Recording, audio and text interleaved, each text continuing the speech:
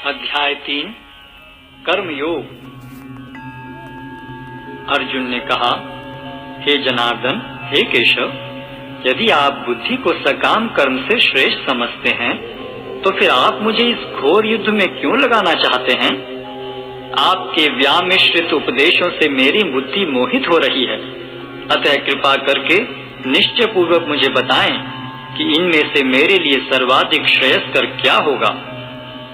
श्री भगवान ने कहा, हे निष्पाप अर्जुन, मैं पहले ही बता चुका हूँ कि आत्म साक्षात्कार का प्रयत्न करने वाले दो प्रकार के पुरुष होते हैं। कुछ इसे ज्ञान योग द्वारा समझने का प्रयत्न करते हैं तो कुछ भक्तिमय सेवा के द्वारा। न तो कर्म से विमुख होकर कोई कर्मफल से छुटकारा पा सकता है और न केवल संन्यास से सिद्धि प्राप्त की जा सकती है। प्रत्येक व्यक्ति को प्रकृति से अर्जित गुणों के अनुसार विवश होकर कर्म करना पड़ता है, अतः कोई भी एक क्षण भर के लिए भी बिना कर्म किए नहीं रह सकता। जो कर्म इंद्रियों को वश में तो करता है, किंतु जिसका मन इंद्रिय विषयों का चिंतन करता रहता है, वह निश्चित रूप से स्वयं को धोखा देता है और मिथ्याचारी कहलाता है। दूसरी ओर, यदि कोई निष्ठावान व्यक्ति अपने मन के द्वारा कर्मेंद्रियों को वश में करने का प्रयत्न करता है और बिना किसी आसक्ति के कर्मयोग प्रारंभ करता है, तो वह अति उत्कृष्ट है। अपना नियत कर्म करो, क्योंकि कर्म न करने की अपेक्षा कर्म करना श्रेष्ठ है। कर्म के बिना तो शरीर निर्वाह भी नहीं हो सकता। श्री विष्णु के लिए यज्ञ रूप में कर्म करना चाहिए, अन्यथा कर्म के द्वारा इस भौतिक जगत में बंधन उत्पन्न होता है। अतः हे कुंती पुत्र, उनकी प्रसन्नता के लिए अपने नियत कर्म करो, इस तरह तुम बंधन से सदा मुक्त रहोगे। सृष्टि के प्रारंभ में समस्त प्राणियों के स्वामी ने विष्णु के लिए यज्ञ सहित मनुष्यों तथा देवताओं की संततियों को रचा और उनसे कहा, तुम इस यज्ञ से सुखी रहो, क्योंकि इसके करने से तुम्हें सुख पूर्वक रहने तथा मुक्ति प्राप्त करने के लिए समस्त वांछित वस्तुएं प्राप्त हो सकेंगी। यज्ञों के द्वारा प्रसन्न होकर देवता तुम्हें भी प्रसन्न करेंगे और इस तरह मनुष्यों तथा देवताओं के मध्य सहयोग से सबों को संपन्नता प्राप्त होगी। जीवन की विभिन्न आवश्यकताओं की पूर्ति करने वाले विभिन्न देवता यज्ञ संपन्न होने पर प्रसन्न होकर तुम्हारी सारी आवश्यकताओं की पूर्ति करेंगे, किंतु जो इन उपहारों को देवताओं को अर्पित किए बिना भोगता है, वह निश्चित रूप से चोर है। भगवान के भक्त सभी प्रकार के पापों से मुक्त हो जाते हैं, क्योंकि वे यज्ञ में अर्पित किए भोजन प्रसाद को ही खाते हैं। अन्य लोग जो अपने इंद्रिय सुख के लिए भोजन बनाते हैं, वे निश्चित रूप से पाप खाते हैं। सारे प्राणी अन्न पर आश्रित हैं, जो वर्षा से उत्पन्न होता है। वर्षा यज्ञ संपन्न करने से होती है और यज्ञ नियत कर्मों से उत्पन्न होता है। वेदों में नियमित कर्मों का विधान है और ये वेद साक्षात श्री भगवान से प्रकट हुए हैं। फलतः सर्वव्यापी ब्रह्म यज्ञ कर्मों में सदा स्थित रहता है। हे प्रिय अर्जुन, जो मानव जीवन में इस प्रकार वेदों द्वारा स्थापित यज्ञ चक्र का पालन नहीं करता, वह निश्चय ही पाप में जीवन व्यतीत करता है। ऐसा व्यक्ति केवल इंद्रियों की तुष्टि के लिए व्यर्थ ही जीवित रहता है।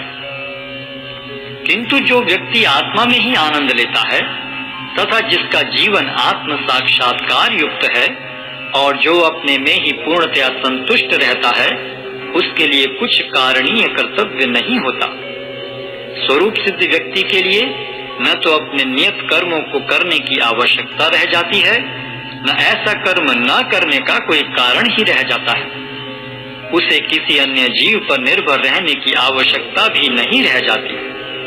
अतः कर्म फल में आसक्त हुए बिना मनुष्य को अपना कर्तव्य समझकर निरंतर कर्म करते रहना चाहिए, क्योंकि अनासक्त होकर कर्म करने से उसे पर ब्रह्म की प्राप्ति होती है। जनक जैसे राजाओं ने केवल नियत कर्मों को करने से ही सिद्धि प्राप्त की। अतः सामान्य जनों को शिक्षित करने की दृष्टि से तुम्हें कर्म करना चाहिए। महापुरुष जो जो आचरण करता है सामान्य व्यक्ति उसी का अनुसरण करते हैं। वह अपने अनुसरणीय कार्यों से जो आदर्श प्रस्तुत करता है, संपूर्ण विश्व उसका अनुसरण करता है। हे प्रथापुत्र, तीनों लोकों में मेरे लिए कोई भी कर्म नियत नहीं है। न मुझे किसी वस्तु का अभाव है और न आवश्यकता ही है, तो भी मैं नियत कर्म करने में तत्पर रहता हूँ। क्योंकि यदि मैं नियत कर्मों को सावधानी पूर्वक न करूं, तो हे पार्थ, यह निश्चित है कि सारे मनुष्य मेरे पथ का ही अनुगमन करेंगे। यदि मैं नियत कर्म न करूं, तो ये सारे लोग नष्ट हो जाएंगे। तब मैं अवांछित जन समुदाय को उत्पन्न करने का कारण हो जाऊंगा और इस तरह संपूर्ण प्राणियों की शांति का विनाशक बनूंगा। जिस प्रकार अज्ञानी जन फल की आसक्ति से कार्य करते हैं, उसी तरह विद्वान जनों को चाहिए कि वे लोगों को उचित पथ पर ले जाने के लिए अनासक्त रहकर कार्य करें। विद्वान व्यक्ति को चाहिए कि वह सकाम कर्मों में आसक्त अज्ञानी पुरुषों को कर्म करने से रोके नहीं, ताकि उनके मन विचलित न हो, अपितु भक्ति भाव से कर्म करते हुए वह उन्हें सभी प्रकार के कार्यों में लगाएं, जिससे कृष्ण भावनामृत का क्रमिक विकास हो। जीवात्मा अहंकार के प्रभाव से मोहग्रस्त होकर अपने आप को समस्त कर्मों का कर्ता मान बैठता है, जबकि वास्तव में वे प्रकृति के तीनों गुणों द्वारा संपन्न किए जाते हैं।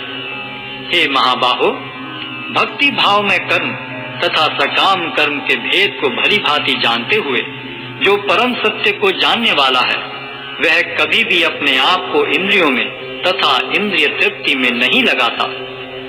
माया के गुणों से मोहग्रस्त होने पर अज्ञानी पुरुष पूर्णतया भौतिक कार्यों में संलग्न रहकर उनमें आसक्त हो जाते हैं।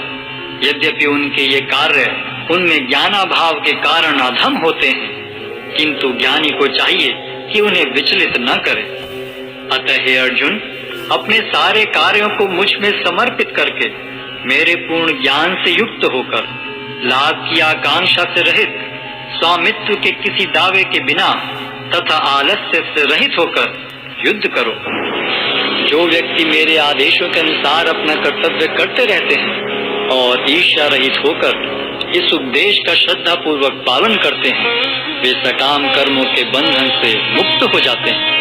किंतु जो ईर्ष्यावश इन उपदेशों की उपेक्षा करते हैं और इनका पालन नहीं करते, उन्हें समस्त ज्ञान से रहित, दिग्भ्रमित तथा सिद्धि के प्रयासों में नष्ट भ्रष्ट समझना चाहिए।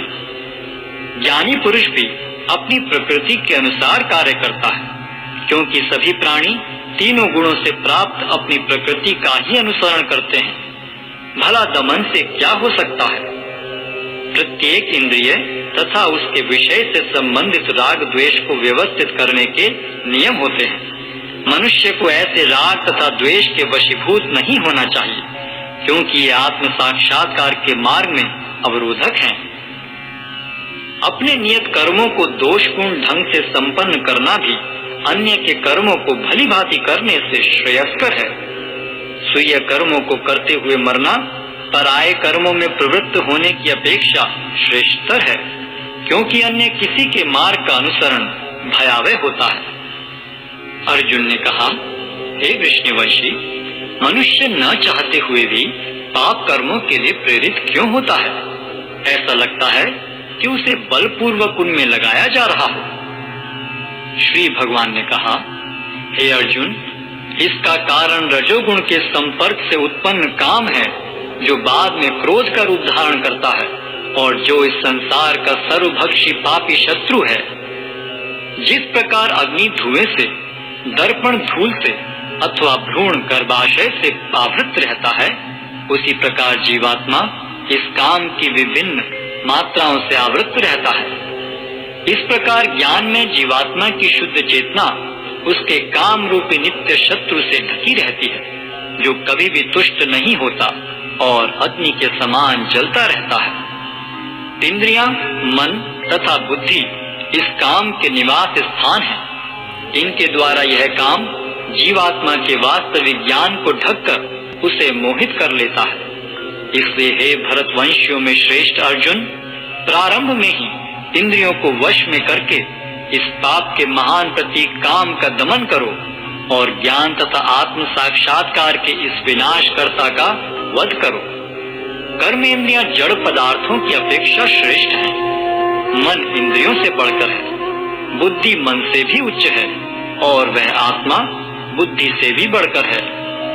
इस प्रकार हे महाबाहु अर्जुन, अपने आप को भौतिक इंद्रियों, मन तथा बुद्धि से परे जानकर और मन को सावधान आध्यात्मिक बुद्धि से स्थिर करके आध्यात्मिक शक्ति द्वारा इस काम रूपी दुर्जय शत्रु को जीतो।